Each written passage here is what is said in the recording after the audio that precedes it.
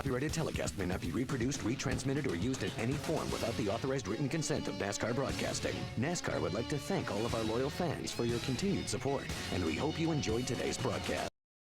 Oh, we got a spin, Phil. Right in front of Todd Bodine. Problems in turn number 2. We hear it's the 0-3 of Justin Hobgood. Oh, very close. Actually, he just got clipped. Who was that clipped him? 47, Craig Kinzer. Yeah. Just barely clipped him, but that was enough to probably get him turned around. Tough break for Justin Hobgood. Got a tire going down. I'm not sure. I doubt it, but it's that bad. Yeah, a lot of damage on Craig Kinzer's number 47 Ginn Properties. Just got loose all by himself right in front of the 8-8 of Matt Crafton. First caution comes out at Lowe's Motor Speedway. Welcome back to the Quaker Steak and Lube 200. We are under caution. That is what is left of the 60 truck of Jack Sprague. An unbelievable hit here, folks. Watch the middle of your screen. Jack Sprague's truck is just going to turn hard right, cuts down the right front tire, makes hard contact with a safer barrier. Great news for these drivers, that safer barrier here, Michael. Well, Phil, you've blown a right front tire. That's the worst thing can happen. Jack was right down on the white line. He was as low as he could be. He had no idea that tire was fixing to blow. Shot up into that safer barrier, and he will be able to breathe without pain in the morning. Whereas 5 years ago, that hurt. You can see all the damage to the right side of that Conway Toyota. Out in front of the field, it's Mike Skinner. And problems.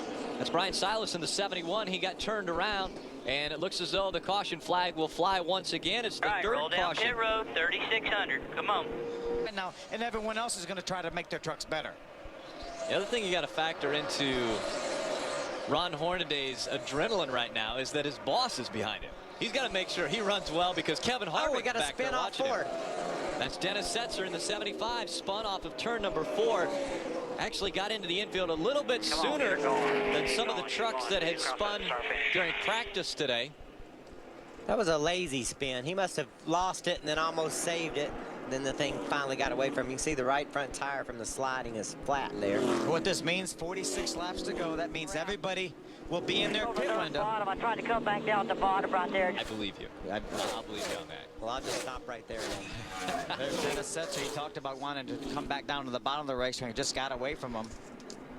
Just slides to the infield grass. Unfortunately, he will lose a lap during that spin. Flag has flown. Lowe's Motor Speedway. It's the 5th caution of the night. The 2 trucks involved, the 09 of Joey Clanton, the 99 of Eric Darnell. It looked like either he just pushed up the racetrack or didn't know the 99 was there, squeezed him into the outside wall, and then that turned him into the outside wall. Then they went all the way down the backstretch. You're going to see the front tires of the 99 of Eric Darnell are going to be locked up here momentarily, and the 09 just riding along there.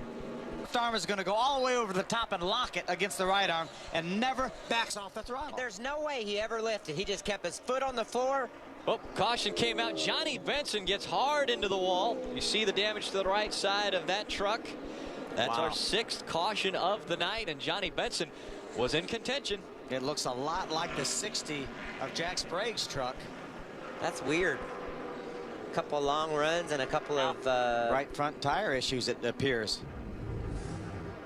There he is right there running second. That's A.J. Allmendinger, the 00. He's right below the white line, just like Jack Sprague was. Only better. At least he had made it to the middle. Jack had just dipped down into the turn and took a worse angle on that wall, I believe. Johnny was at least as slow as he was going to go in that corner when that happened, but a lot of damage to that X-side Toyota. The last time he was in it before the race started was qualifying, but before that he had wrecked off turn 4. That's right. The crew repaired it perfectly, and the crew also made a great call and got him up in the front with 2 tires. Through the quad oval, the green flag flies. Hornaday in front of A.J. Allmendinger. Trucks are going everywhere back there. Bliss jumps to the outside, the 16 truck. Ron Hornaday, a great restart, but A.J. Allmendinger not letting him go. 3 wide as they come out of 2. Oh, they're going to get together, too. Well, Rick Crawford just barely squeezed in front of the 5 of Mike Skinner.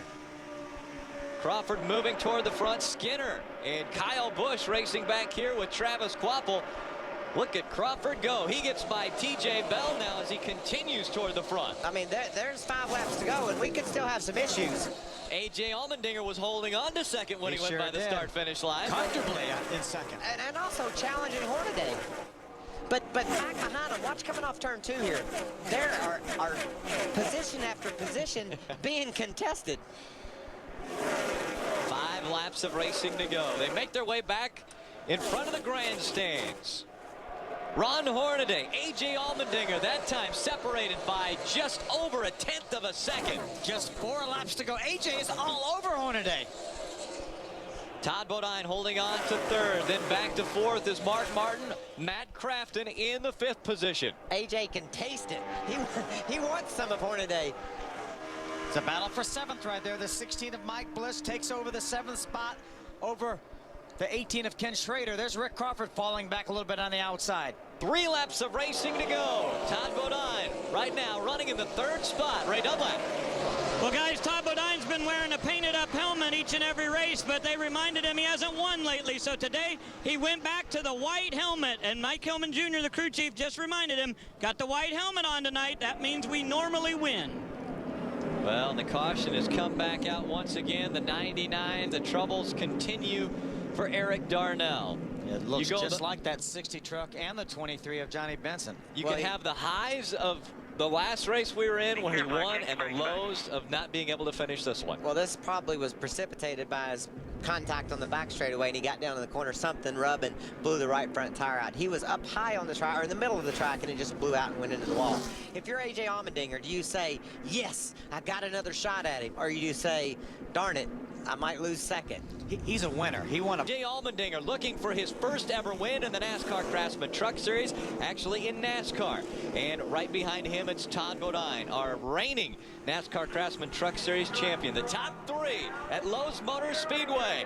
The fans are on their feet looking for a fantastic finish. I think from here to turn 2 is going to be where this race is going to be decided. Back into the gas they go. Hornaday, Allmendinger, Todd Bodine. Behind them, it's Mark Martin with a good start.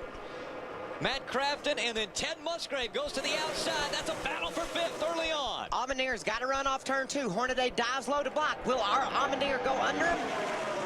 Allmendinger looking to the inside. He stays right on the back bumper of Ron Hornaday. They both hug the white line. Hornaday now moves up the racetrack. They come back into the quad oval. 1 lap of racing to go. The white flag flies from Lowe's. Hornaday's got a couple 3 truck links on him to see what Allmendinger can do down at 1 and 2. Nose to tail. Hornaday in front looking for his 30th win in the NASCAR Craftsman Truck Series. Allmendinger behind him. Todd Bodine in 3rd, 4th, Mark Martin 5th, Ted Musgrave through 3 and 4. Ron Hornaday comfortably out in front of the rookie A.J. Allmendinger, and Ron Hornaday will win the Quaker Steak and Lube 200. Rick Wren. Awesome job, Ron. Also the first win in Charlotte. What a day. That was crew chief Rick Wren right there. Hey, and Ron hadn't let off yet. He wanted to make sure he wanted to make sure he won that race. What a textbook finish. Restart, hold your ground, and win the race. Yeah, you mentioned early on in the race what a strong truck this 33 was with Ron Hornaday. You know, we've seen Hornaday win races, but not in this fashion lately. You know, tonight he had it from the beginning. Adam. Copyrighted telecast may not be reproduced, retransmitted, or used in any form without the authorized written consent of NASCAR Broadcasting. NASCAR would like to thank all of our loyal fans for your continued support, and we hope you enjoyed today's broadcast. This copyrighted telecast may not be reproduced, retransmitted, or used in any form without the authorized written consent of NASCAR Broadcasting. NASCAR would like to thank all of our loyal fans for your continued support, and we hope you enjoyed today's broadcast. The following is a paid advertisement for The Magic Bullet, brought to you by Homeland Housewares.